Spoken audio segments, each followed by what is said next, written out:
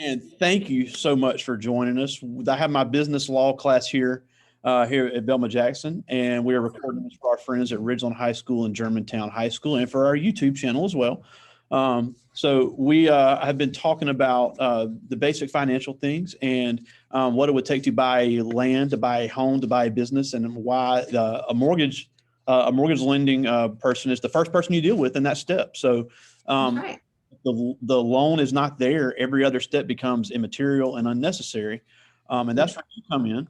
And we think it's important here in the district to let them know why you, not only what you do, but how they would deal with someone like you. And you're also a graduate, Madison County Schools. We were classmates since seventh grade. So it's hard to believe it's been 28 years since then, but we've known each other a long time. And I don't know anybody more talented in this area. And I know you won't brag on yourself, but you've been up to the school before COVID with Leadership Madison County, seeing what all we do here. Yeah, you were, I think it was 2019 when you were here, and you've been That's all kind of awards lately. I know you won't brag on yourself, but you're doing some great things in the area. So I'll let you take it away. I'm glad to have you. Sure. Hey, thanks for having me. I always love getting to talk to high school students because I feel like there is so much information that is not given to them up front. And so they start out life, and it's really easy to make a lot of financial decisions very early in life, literally the minute that you get out of high school, that can impact your life down the road for years and years and years to come. I still work, I work with borrowers that are in their 40s and 50s that are still making payments on bad decisions from when they got out of high school and then while they were in college and just their early years. So I feel like this is really important information. One thing, obviously, just like you said, if you're trying to buy a house, if you're trying to buy a business, if you're trying to buy land, really, if you're trying to buy anything, the first thing that you're going to have to do is go to a lender for whatever, whoever offers the product that you're looking for. And one of the very first things that they're going to do is check your credit. And the minute that you turn 18, anything that you can do or anything that you do financially can start being reported on your credit. The first thing a lot of people do is they go to college and they start taking out student loans. So one thing that we see a lot in the mortgage industry is people that are just buried in student loan debt, and then it kind of cripples them throughout their life because we have to consider, even though you might be only making a little small $20 a month payment on that student loan, we still might have to factor in a much larger payment based on what your actual balance is. So as you get out, into the real world, I would definitely say always be very, very cautious about how much money, like if you are planning on going to college and you are going to be taking out some student loans for that, be very cautious about what you're taking out. They're going to offer you far more money than you actually want to take or actually should need to take, because they'll give you not only enough to pay for school, but they'll give you enough to pay for living expenses and then all kinds of stuff on top of it. So apparently there is a trend here lately where people are getting student loans and they're taking that money to go buy a handbag or some fancy shoes. And they're not going to tell you how to spend that money once they put it into your bank account, but you could pay for those shoes and that handbag for 40 years, and it's truly not worth it. So, always be very cautious about what you're borrowing, because that will impact you and what you can do when you're trying to buy a home later on in life. Absolutely. Yeah, and I'm a big believer that student loans are the biggest racket in America. I do too. And it's why we really encourage, if you don't have the scholarships, the community college route is, absolutely the most affordable route now, because since me and you went to college, tuition has gone up 700 something %. So it is getting to be more and more expensive. So unless you have these scholarships and grants available, it's really not the best idea to go straight to the university unless you have some way to cover that without the loans, because the loans are is what's killing people. Yeah. And it's the craziest thing, because you're paying for a student loan to the government to pay most of the time to the government to go to school. So it's like you're taking money from one place and giving it back to them over here, but then you continue to pay for it forever.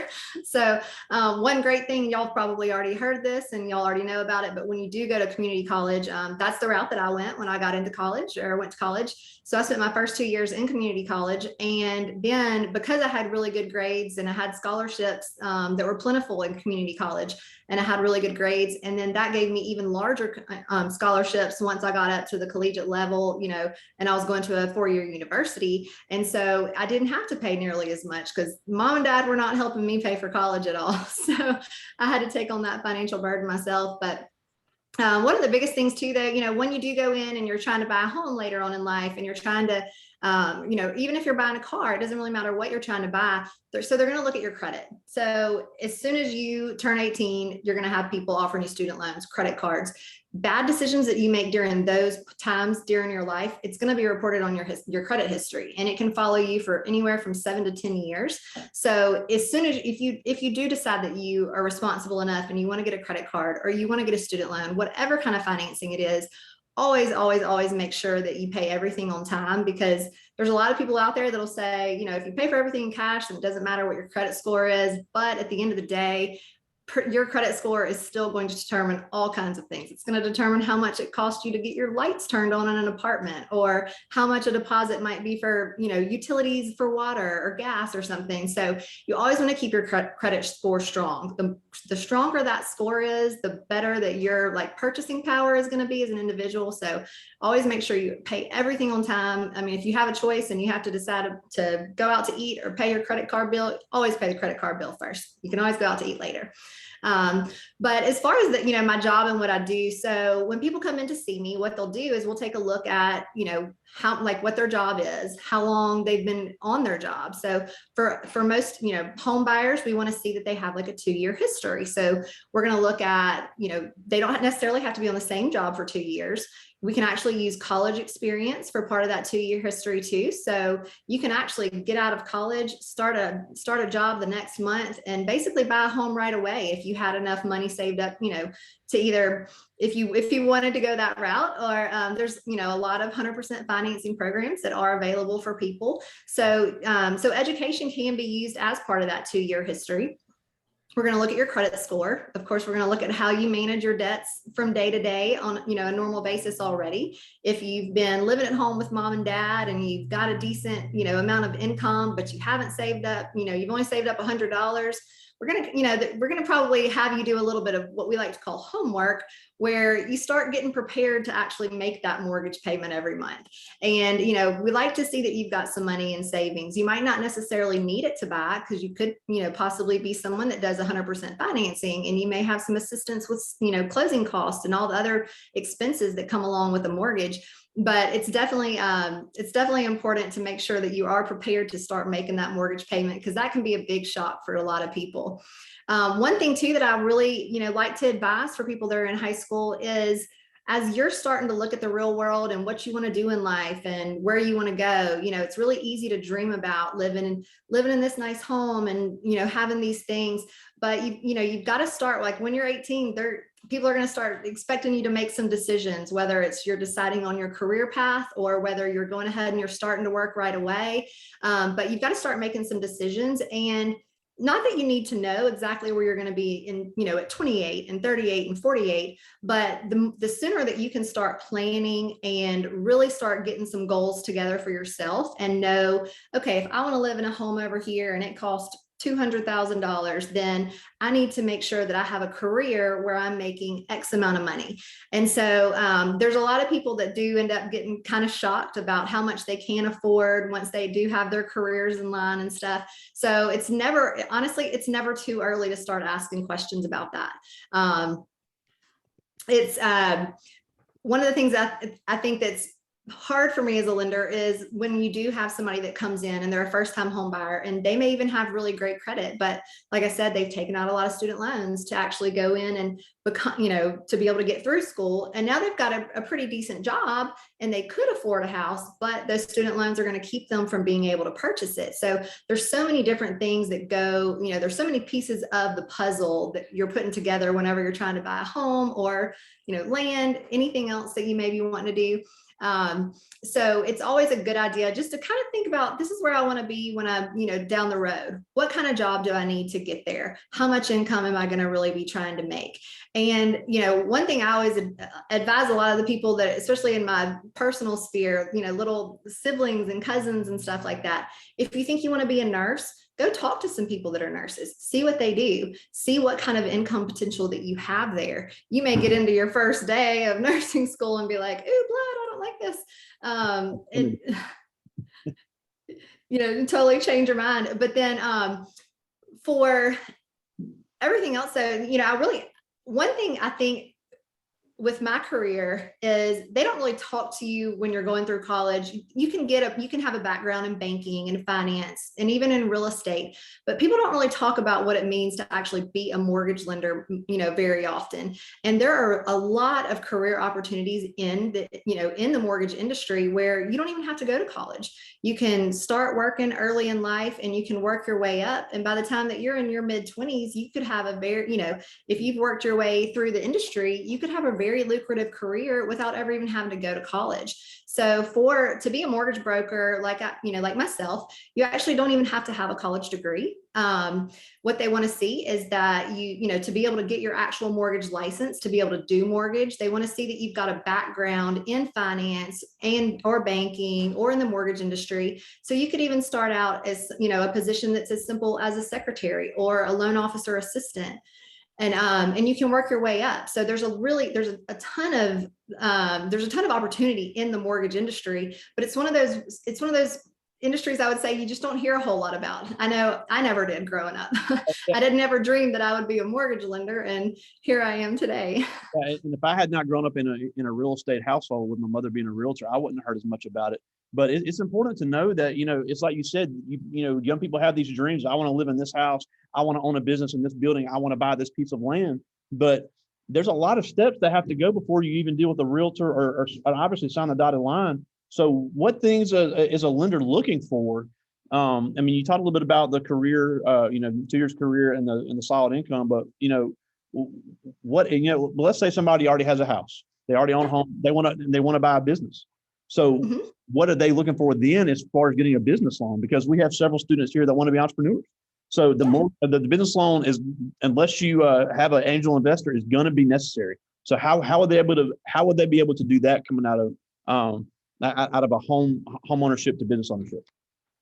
Yeah. So, one thing that's really great about homeownership, obviously, is that every payment that you make, you're investing back into that piece of property. And so you're going to build up equity in your property, and the home is going, in most circumstances, that home's going to appreciate in value and it's going to go up over time. So even though you're only making these smaller payments, you're going to continue to build equity in that property. Whereas if you're just renting from someone, then you're helping them pay their mortgage and you're helping them build up their equity and in their income. So when you are a homeowner, if you own a home and as you build up equity in your home, that's definitely a really good place that you can go to be able to pull out funds to be able to use to build a business of your own. The Small Business Administration that's run by the government, they do have a lot of paperwork, but they're actually a really good organization for being able to get funds for starting out in a new business. We have a link to them here, so it is very easy to access. Yeah, it is, and they're actually it's a lot. For a lot of people, it's easier for them to do that than it is to go into a bank and try to borrow money, from the bank, because the bank's going to want to see that you have a lot of money to be able to put into this business. Whereas the SBA may see that you've only got a little bit of income to put into it, from your personal finances, but they see the income potential that exists there. And they're going to look at a lot more than just numbers, on paper for you specifically. They're going to look at what it's going to help to do, and how it's going to impact the environment around you and the economy where you're wanting to start your business. So they're always a really good resource for that. To go back to where I kind of started with this today, the biggest thing that they're going to look for, whether you're buying a house, whether you're wanting to start a business, is what other debts do you have? It's really easy to want to get out of school and say, hey, I want to get some flashy new wheels, and I want to get a new car, and I want to buy this and buy that. But for a lot of people that come to me as first-time home buyers, what they don't realize is that $600 and $700 a month car payment, it may not seem like a whole lot when you're living with some roommates, or maybe you're still living with family trying to get on your feet. But that $600 or $700 car payment could make or break what you can actually afford to purchase for a home. So it can be the difference in living in a 2-bedroom, 1-bath house, or living in a 4-bedroom, 2-bath house somewhere.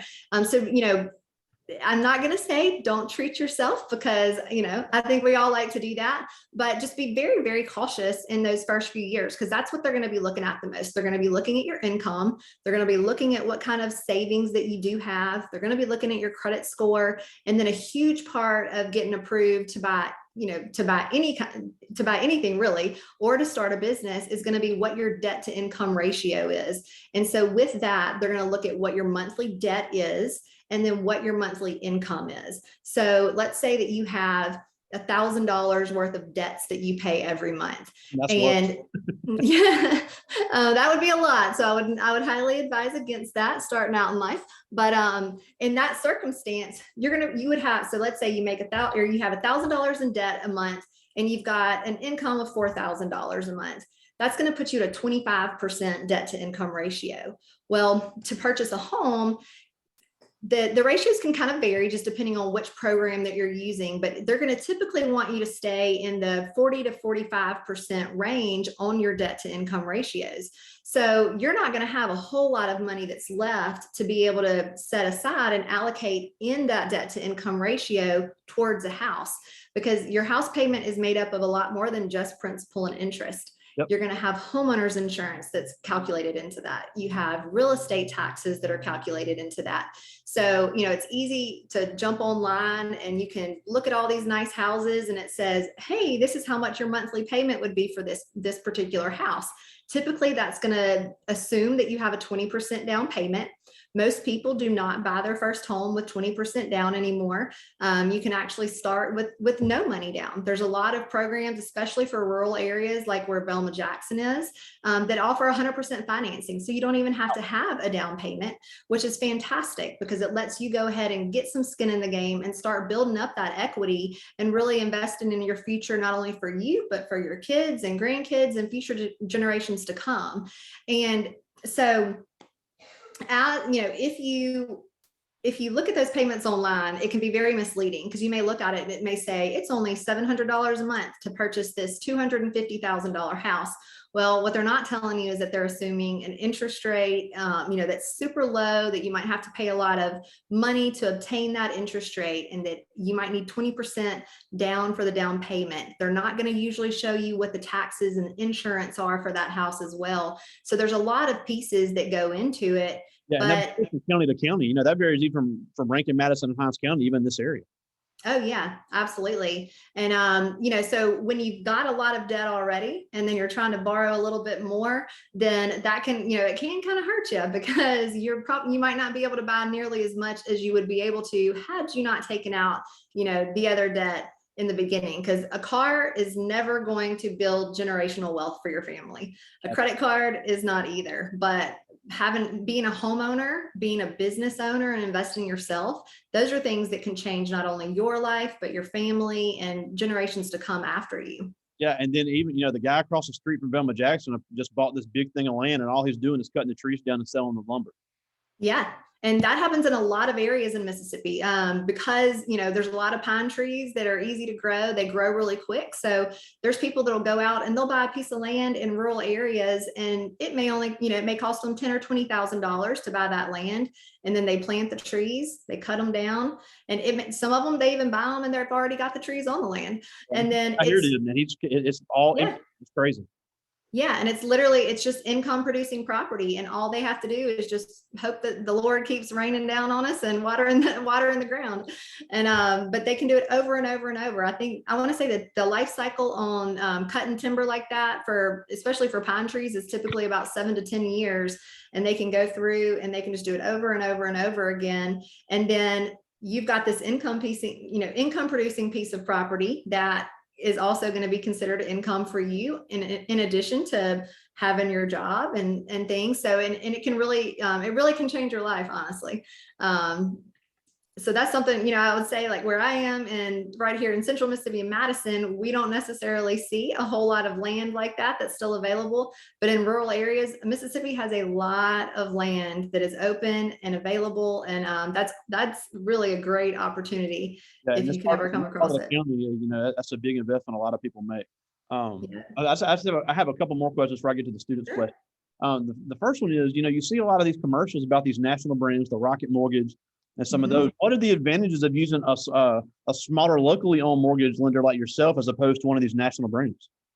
So for me, so I'm, obviously he told you that I'm a mortgage broker and I am right here in right here in Madison. So one advantage is that one, I know all of the ins and outs of our local market here. I know which attorneys to work with. I know what the fees are going to look like. I know what kind of taxes you're going to be expecting. I know what the market in general is like for real estate here. I know what it's going to take to be able to, what your offer is going to have to look like to be able to get it accepted so that you can buy a home. And I'm right here down the street. So with a lot of people now with technology, there's a lot of people that I never meet face to face until we actually sit down at their closing. But on any given day at any given time, somebody could walk right in my front door and I'm right here. So I think, when you're working with someone that's local, not only are are they familiar with your local area, but you're helping to feed another family that's right here in your local area too. And so it's keeping all the money local. One downside that we really do see too with a lot of these big call centers, I feel like with Rocket Mortgage, it's on every TV ad. They sponsor every sports team. It's on the gas pumps when you're getting gas for your car. But a lot of these people that are working there have been working there for 6 months and they were selling pizzas 6 months before that. And they just go through some training. They really don't truly know all of the ins and outs of the mortgage industry because it's complex. I've been in the mortgage industry since 2006 and I still learn things every single day. The guidelines and the rules change all the time. And so you really want to make sure that you've got somebody that is knowledgeable, that does have some experience in the industry. And then having a local lender is super important. Whenever you're putting in an offer on a house, if you have a local lender that a lot of the real estate agents know versus having someone that is in California or Michigan or New York that nobody knows, they're more often, they're more likely, I guess you could say, to take that offer from the borrower that's going to be working with someone locally because they know that they're right down the street. They know that they know the market. They know their reputation. They know they're going to get your loan closed. And that's the biggest problem that I think we see with some of these out-of-state lenders is just they'll pre-approve you. They'll tell you that you're good for this. And then at the end of the day, they don't come through and they don't get your loan done. So not only are you out money, you're out time. You're emotionally, it can be very disappointing when that happens, but there's no accountability at that point. They can just hang up the phone. They can never call you back. But for someone like me, we're going to continue to always fight super hard to make sure that your loan closes, that it closes on time, that you have a really positive experience, because we could run into you in the grocery store. We could see you in church. We could see you at the football games, wherever. And we want to make sure that not only do, we uphold our own reputation, but we want to help our neighbors and we want to help our community. We want to help you become homeowners and we're invested. We're right here, right in the trenches next door to you. So. Now I should have one more question before I get to the students' Sure. question. That is, when we were coming through high school, nobody ever told us about this stuff. Yeah. But what type of mistakes have you seen people make by being uneducated and not knowing what they were getting into when they were trying to become a homeowner? Because obviously it's a dream people have, but they're not educated in the process. So what type of pitfalls have you seen folks make when they aren't aware of what's going on? Well, for first-time home buyers, I would definitely say that taking out too much debt before trying to purchase a home is one of the biggest fallbacks that most people have when they're trying to buy their first home.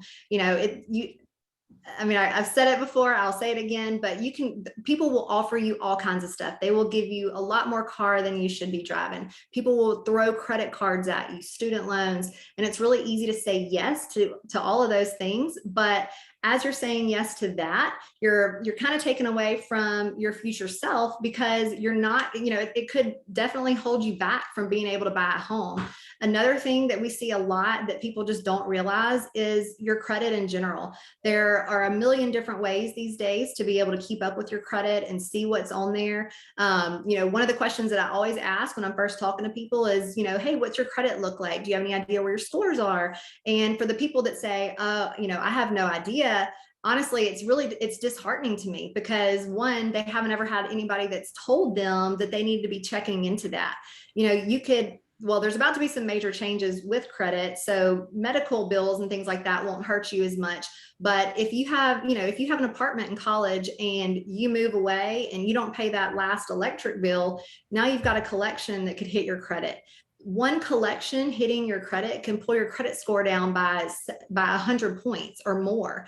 And so when that happens, you know, you don't think anything about that $100 electric bill, and then you move away, you never see the bill. And then 2 or 3 years later, you may go to try to get a mortgage, and now all of a sudden you can't because your credit score isn't strong enough.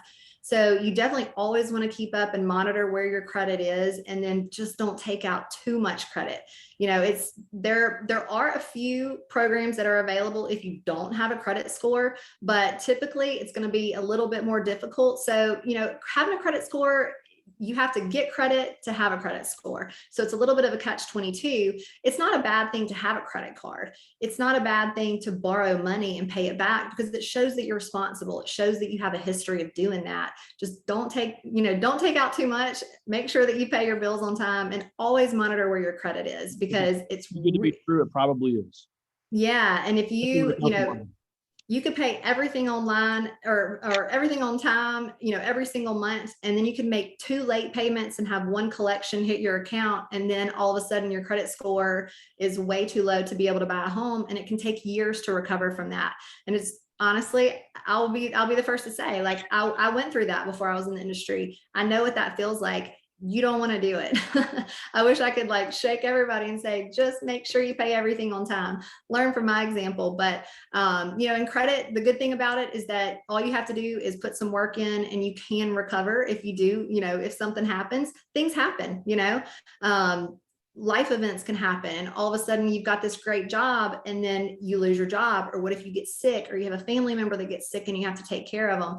You know, you always have to kind of plan for those rainy days, because you don't want those, you know, you don't want those temporary situations to be able to impact you for months and years to come, to where all of a sudden you can't pay your bills now. Now you don't have a great credit score anymore. Now you're, you know, off track from being able to buy that dream home that you hope to buy one day. Absolutely. But I do have some questions here, and some of these are Sure. so you'll let with answer some of these. This is the first one, Shania Jackson. She's a junior. She asked, how much money should I save for a down payment? Well, that's a great question. So just like I mentioned before, there are a lot of areas in Mississippi where you can qualify for 100% financing. And so you don't even have to have a down payment at all. A lot of the programs that are 100% financing are based on income, and then also the location of the property. So if you make too much money, then you may not be able to qualify for that. And then depending on where the house is, you may not be able to qualify for 100% financing, but there's a lot of homes that are available. The income limits are very generous for our area. So you might not necessarily need any money for a down payment. And then if you do need money and you aren't buying, you know, say your income is too high, or you're not buying in an area that has 100% financing available, from there, your down payment is going to need to be anywhere from 3 to 3.5% of your purchase price. And then it just goes up from there. So typically the more that you're putting down, the better your interest rate. And of course, the lower your payment is. But there are programs that are available that start at 0%, 3%, 3.5% for buyers. With buying a house, just one other thing too, is it's not just about the down payment. You always have closing costs. Closing costs are going to vary from home to home, just depending on what you're buying. In Mississippi, it's typically about $4,000 to $7,000 extra that you've got to plan to have saved, or you've got to have someone that can give you a gift or get a grant. You know, there's a lot of ways to come up with the money for closing costs and down payment, but anywhere from 0 to 3.5% plus your closing cost. Yeah. So, and obviously you said it's going to vary depending on the property. Now this is a Marion Bolden, that he's a junior, and he asked, what is the easiest way to spot a mortgage scam? A mortgage scam. Oh goodness. There's a lot of mortgage scams that go on. One good thing about mortgage scams is that back when the market crashed in 2008, 2009, a lot of scams that were going on during that time were brought to light. So they're looking for, as a lender or as a homeowner, we're looking in a lot of different areas to make sure that you're not getting scammed. One of the biggest things that people will try to do is they'll try to sell a home that they may not have the title to, or maybe they owe money against a home and they don't want to actually have to pay it back when they sell it. The good thing is that you have attorneys.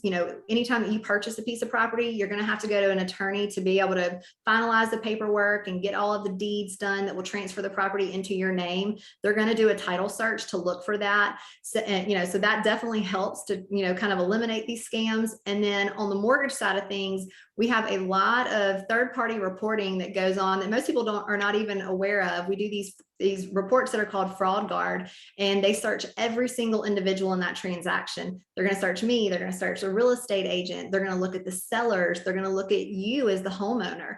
Some people back in the day, people would try to go out and buy 2 homes at the same time and think that the lenders weren't going to catch them because they were doing it simultaneously. Now they can tell if you have just purchased a home. It hits, on these Fraud Guard reports almost immediately. Literally within 2 or 3 days, typically. They're going to be able to tell from your credit history and having credit pulls. So there's a lot of scams that can go on, but thank goodness it is starting to get a lot less these days with the use of technology.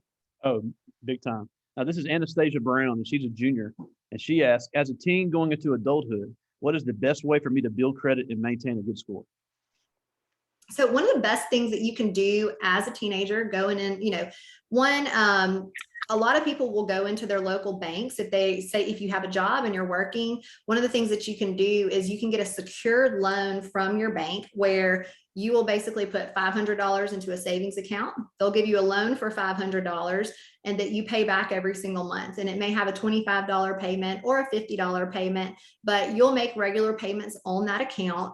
They've got some money that's saved in this account, in this secured account over here, just in case you were to default or stop paying, but it's going to start to establish some credit history for you.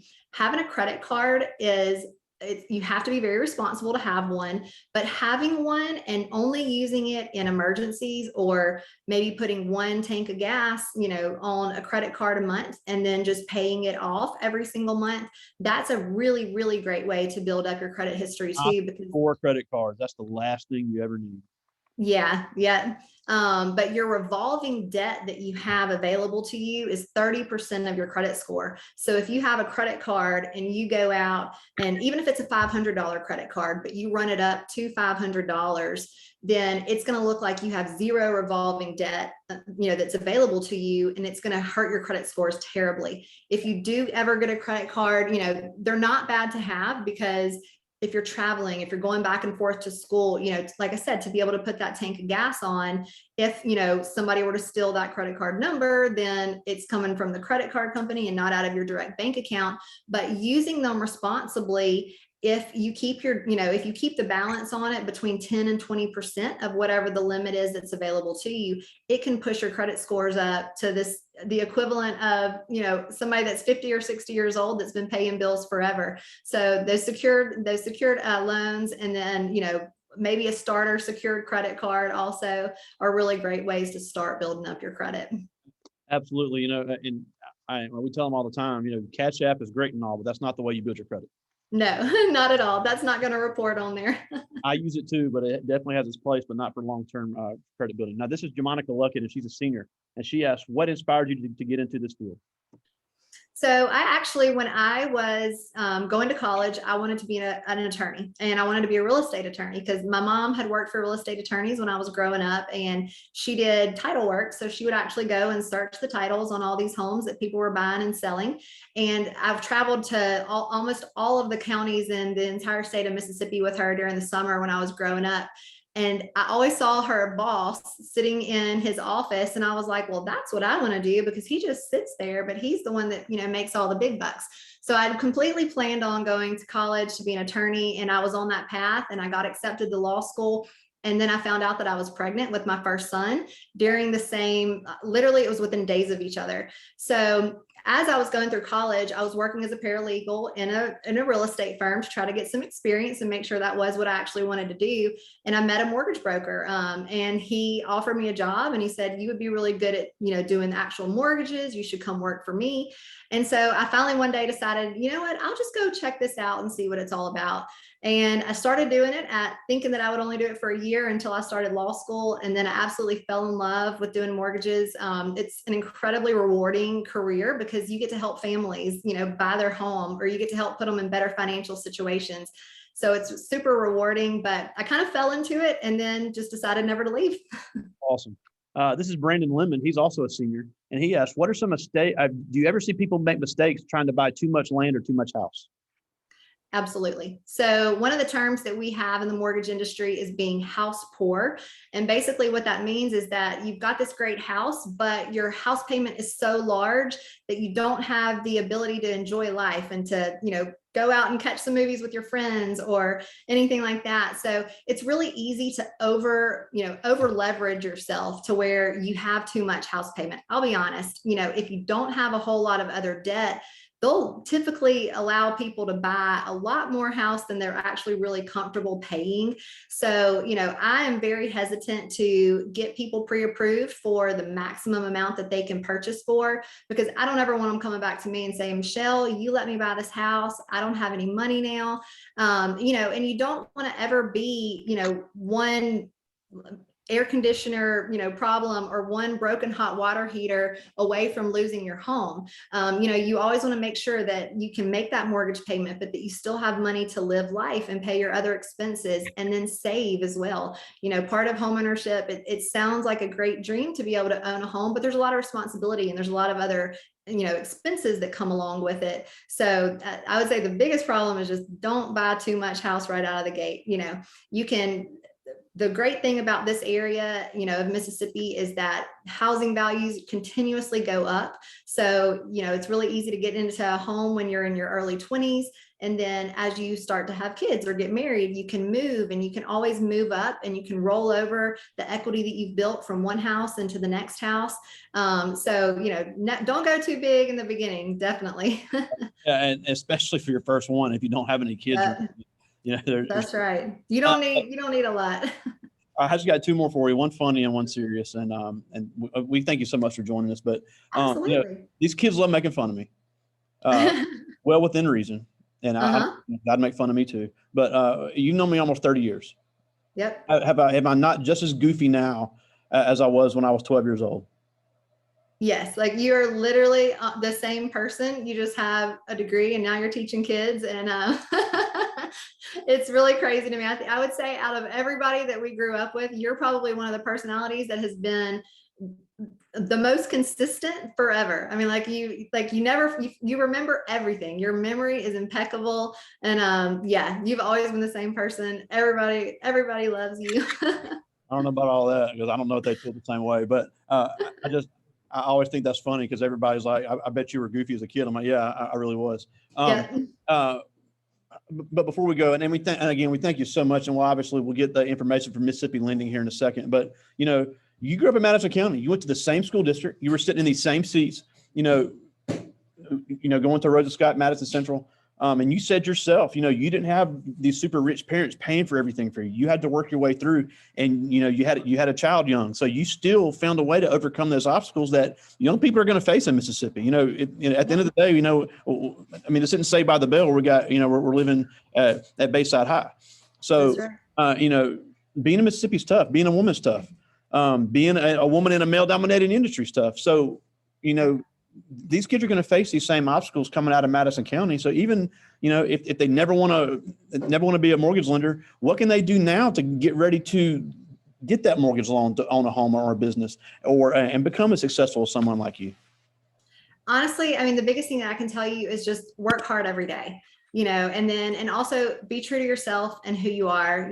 With the rise in like social media and things like that, you could put something on social media that could come back to haunt you 4 or 5 years later when you think that you're trying to get your dream job to be able to buy a home. And you don't want to do that. It's just not worth it.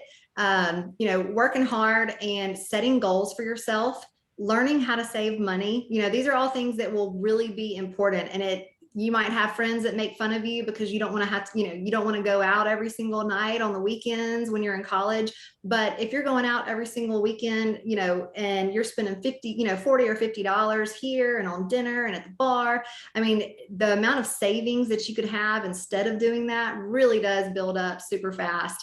Always just be cautious about taking out too much debt. Like I mentioned, you don't want to do that. And honestly, like if you dream it, you can do it. I mean, there is so much opportunity out there and there's such a big world.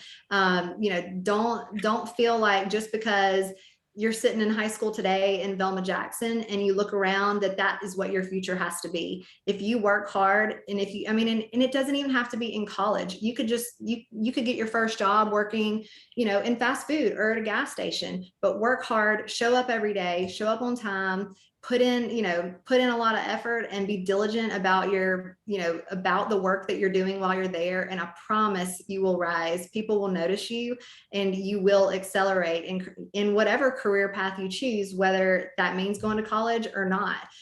There's so many opportunities these days that don't require a college degree, that don't require those, additional 4 years of education and expenses that come along with that. So don't necessarily look around at our surroundings, even here in Central Mississippi, and think that this is what I'm limited to, because you're not.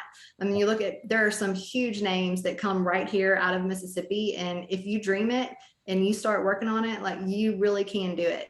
Absolutely. And again, thank you so much for joining us. I'm so proud to call you a classmate. It's just amazing the amount of great people we've grown up with and doing some great things. But before we go, tell us about Mississippi Lending, where they can find you, your information. If we have people wanting to get some mortgage loans, I think you'd be the person to call. Absolutely. So I have 2 different websites. So I have one that is mslending.net. And on that website, it's got all of our contact information. It's got ways to go in and kind of check and see where interest rates are and things like that. And then I have another website that is michellelens.com. And on that website, there is a ton of informative videos and all kinds of quizzes and all sorts of things that you can do to learn about being a homeowner, and not even just about home ownership, about investing. And so that one's a really cool one that I'm pretty proud of. I'm all over social media. I'm on Instagram, Facebook, everywhere. I make myself as available as I can because I want you to be able to find me. And even if it's tomorrow and you have a question about something that may come up 10 years down the road, I always try to be here. And I'm never going to be too busy to answer your questions, whatever they may be. But I would love to be able to connect with some of y'all, whether it's now or 5 years from now. And I would be completely honored. I mean, all the recognition you've gotten, you deserve. I mean, it just shows how good you are at your job. So definitely the person to talk to right now about lending in the metro area. I really appreciate it. And honestly, thank you for letting me come on and talk to y'all. This is probably one of my most passionate things, is being able to talk to kids and help educate them on whatever, just life and home ownership. And so for all of you out there listening, I wish all of you the best. Don't give up. Like I said, if you dream it and you believe in yourself, like you can do it. Don't ever let anybody hold you back.